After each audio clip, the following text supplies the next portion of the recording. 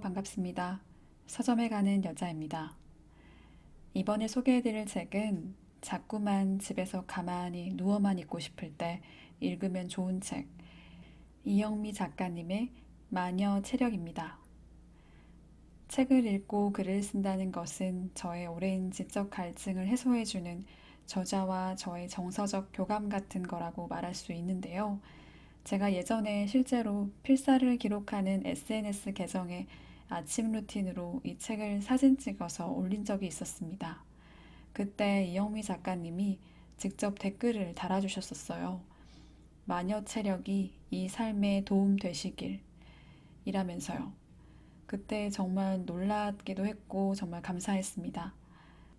아직 마흔이 되지는 않았지만 흔들리고 위태롭기만 했던 20대도 금방 지나가 버린 걸 보면 조금은 달라진 삶을 원하는 지금의 30대 시절도 빠르게 흘러 지나가 버릴 것만 같은 예감이 듭니다. 뭐 그렇다고 해서 예전처럼 조급함이란 병에 사로잡혀 건강한 마음을 스스로 갉아먹는 행위는 더 이상 하지 않아요. 건강한 육체는 이런 조급함을 많이 내려놓을 수 있게 만들어 주더라고요. 키가 작고 마른 편에다 타고나길 저질 체력이라고 고백하는 저자 이영미. 오랜 사무직 노동자의 역할로 인해 고혈압과 스트레스, 저질 체력만 남은 상태로 운동과는 담을 쌓고 살았다고 합니다. 책을 읽다 보니 저자가 달리기를 하고 운동을 시작하게 된 계기가 아마 팔아른 남편의 역할이 큰 것으로 보여요. 주변에서 운동을 하는 환경을 자주 접하다 보면 나도 저절로 몸을 움직이고 싶다는 생각을 하게 됩니다.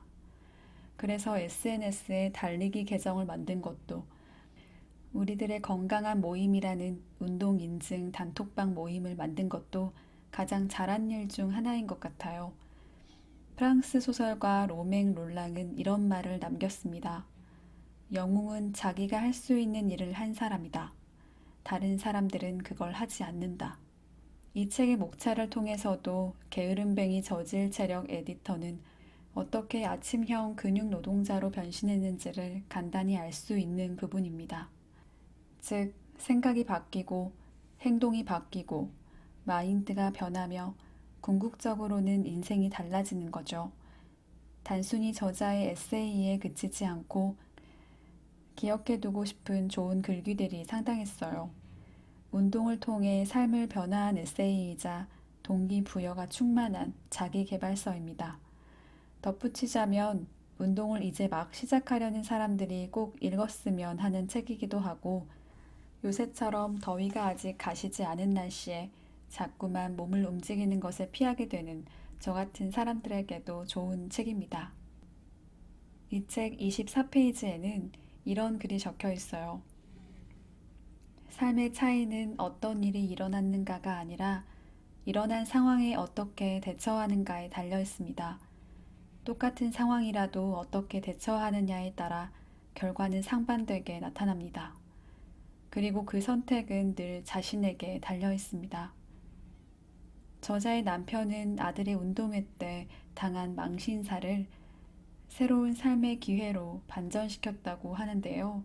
그러고 보면 스스로 부족하다고 느끼는 부분을 꾸준히 채우려고 하는 열정과 의지는 삶의 만족감을 꽤 높여주는 일인 것 같습니다.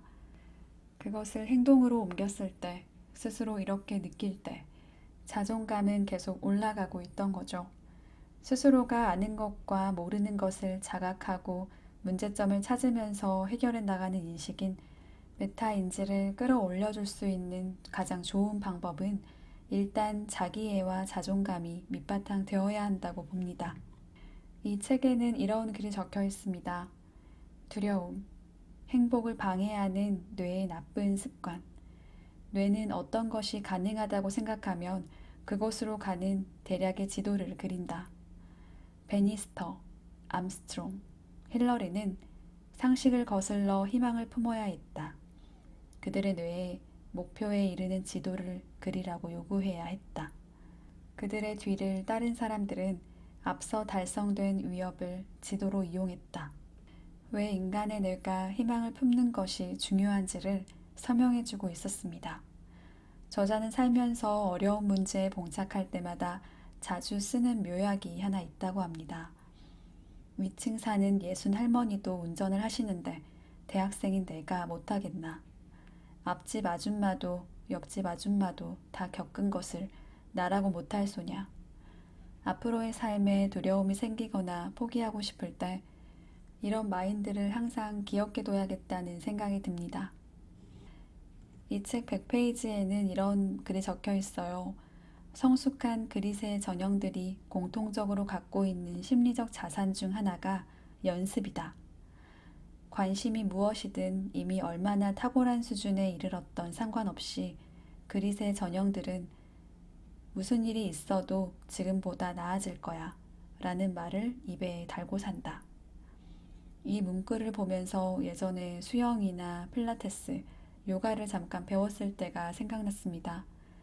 타인의 말에 휘둘려서 그만두고 힘들고 귀찮아서 그만뒀던 그간의 행적들이 기억 속에서 스쳐 지나갔어요. 특별한 목표의식도 없이 그저 친구와 함께 재미로 시작했던 일들이고 가볍게 등록한 만큼이나 그만두는 속도도 KTX급이었습니다. 중도에 그만둔 적도 숱하게 많았어요. 길어야 3개월. 저는 그동안 운동을 맛만 봤다고 생각이 들어요. 그때의 나와 지금의 나를 굳이 비교해보자면 많은 변화가 있었습니다. 마인드도 그렇고 지금도 꾸준히 운동을 하고 몸에 관심을 갖게 되는 것도 그렇고요. 마녀체력 책에 적힌 좋은 글귀들을 오래 간직하고 싶은 마음에 몇 가지 글귀들을 공유해 보려고 합니다.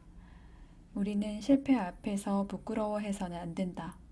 정작 부끄러워해야 할 일이 있다면 그런 실패 때문에 더 나은 사람으로 성장하지 못하는 것이다. 스포츠를 하는 여자아이들은 사회에 나가 리더가 될 가능성이 높다고 한다. 실제로 94%의 여성 리더가 어릴 때 스포츠를 한 경험이 있다고 한다. 걱정거리가 있을 때 해결한답시고 거기에 골몰하는 것은 좋지 않다. 그것은 마치 무대 위에서 대사를 까먹고 헤매는 배우에게 스포트라이트를 던지는 것과 같다. 눈 덮인 들판을 걸어갈 때 함부로 어지럽게 걷지 마라. 오늘 내가 걸어간 이 발자국은 뒷사람의 이정표가 될 것이다. 내가 이루고 싶은 게 있거든 체력을 먼저 길러라. 평생 해야 할 일이라고 생각되거든 체력을 먼저 길러라. 게으름, 나태, 권태, 짜증, 우울, 분노 모두 체력이 버티지 못해서 정신이 몸의 지배를 받아 나타나는 증상이야. 오랫동안 사무직 노동자로 일해왔던 저자처럼 저도 거의 앉아서 일을 하는 직업을 선택했습니다. 제가 선택한 그 일이 결과적으로는 저질 체력을 더 굳건하게 만들어주기도 한 것 같아요. 자연스레 생겨지는 거북목 증후군이 꽤 오래 진행되다 보니 두통은 끊임없이 찾아왔고 보다 더 예민해지는 건 당연한 일이었습니다. 지금이라도 삶의 변화를 위해서 이 책을 읽고 꾸준히 운동을 할 수 있어서 다행이라는 생각이 들어요. 더는 몸이 약하다는 말을 듣지 않을 수 있도록 스스로 관리하고 있다는 뿌듯함과 기쁨이 늘 마음 한켠에 자리 잡고 있습니다. 지난날 방치해 두었던 내 몸에 미안한 마음을 가지신 분이 혹시 계시다면 이제는 접어두고 앞으로의 건강한 날들만 생각하면서 현재를 즐기는 사람이 되시기를 희망해 봅니다. 네, 오늘은 여기까지 하겠습니다. 들어주셔서 감사하고요. 행복한 하루 되세요.